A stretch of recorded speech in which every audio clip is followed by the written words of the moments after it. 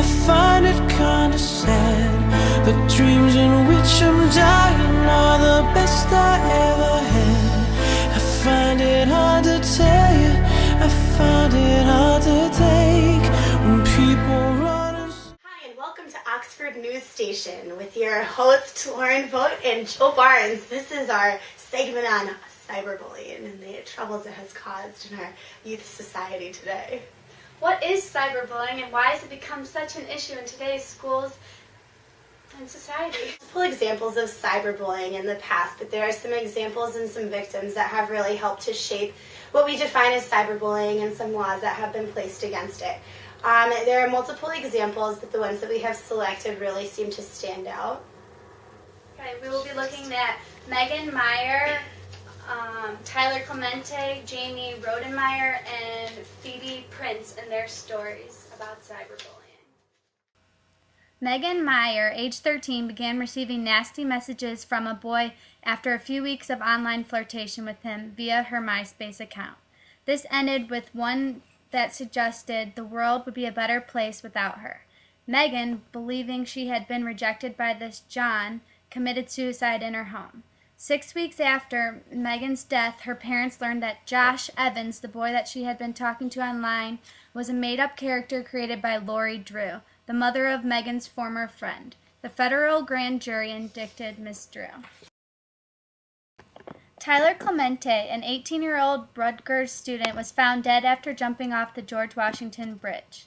Tyler posted a goodbye message on his Facebook page after his roommate secretly filmed him during a sexual encounter in his dorm room and posted it live on the internet.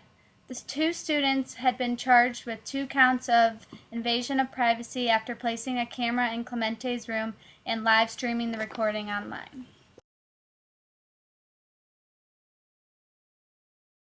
Jamie Rodenmeyer, age 14, from Williamsville, New York, was taunted and cyberbullied for hanging out with girls and for being a homosexual. Jeremy's parents tried to monitor his online accounts and were convinced that everything was getting better for their teenage son, but they did not know about his Tumblr account, which is a blogging website which Jamie posted about being gay and about the troubles that cyberbullying was causing him.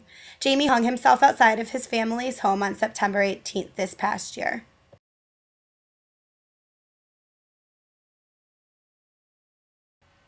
Phoebe Prince, age 15, from Massachusetts, was the new girl from Ireland. Her peers bullied her relentlessly through physical harassment as well as cyberbullying.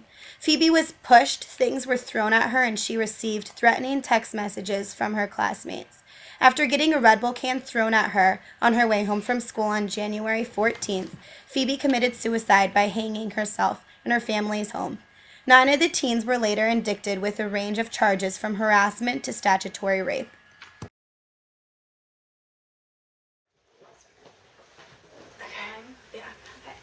For all parents and teachers, here are some signs that your child or student may be a victim of cyberbullying. Emotional distress during or after using the internet, changes in mood, behavior, appetite, or sleep, withdrawal from friends and activities, avoidance of school or group gatherings. Here are some other things that have been found to help students that are victims of cyberbullying. If you notice that your child is being cyberbullied, it is important to discuss how it feels or offer assurance that it's not your child's fault. Talking to teachers or school administrators before reporting the problem and letting your child know that you plan to do so, as he or she could have some concerns about being tattled on, or they might prefer to handle the problem by themselves or at home. Block the bully. Most technology devices have settings that allow you to block emails, instant messages, text messages, and such from specific individuals. Know your kids' online world and be aware of the sites that they are visiting and how they spend their time online. And lastly, limit the access to the technology. So keep computers in a public place in the house and limit the use of their cell phones. And what are some things you can do as a parent or a teacher if your child or student is the one that is doing the bullying? First of all, you can talk to your child or student firmly about his or her actions and explain the negative impact it has on others. Explain to your child that although they may think they're joking or teasing, it can seriously hurt people's feelings and have more serious consequences. Also, remind your child that computers and cell phones are a privilege and can be taken away at any time. And talk to your child to understand why he or she is acting out. To find out more information about cyberbullying, you can look at these following websites that are put across the screen.